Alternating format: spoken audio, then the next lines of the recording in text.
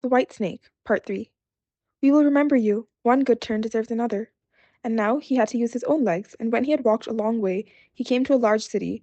There was a great noise and crowd in the streets, and a man rode up on horseback, crying aloud, "The king's daughter wants a husband, but whoever pursues her hand must perform a hard task, and if he does not succeed, he will forfeit his life." Many had already made the attempt, but in vain. Nevertheless, when the youth saw the king's daughter, he was so overcome by her great beauty that he forgot all danger, went before the king, and declared himself a suitor. So he was led out to the sea, and a gold ring was thrown into it. In his sight, then the king ordered him to fetch this ring up from the bottom of the sea, and added, "If you come up again without it, you will be thrown in again and again until you perish amid the waves." All the people grieved for the handsome youth. Then they went away, leaving him alone by the sea.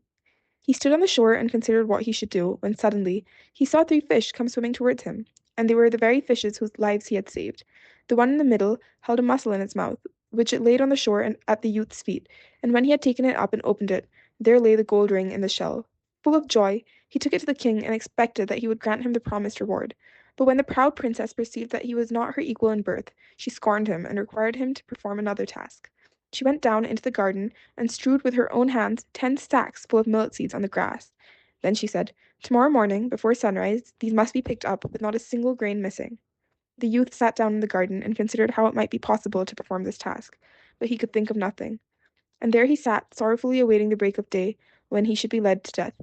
But as soon as the first rays of the sun shone into the garden, he saw all the 10 sacks standing side by side, quite full, and not a single grain was missing.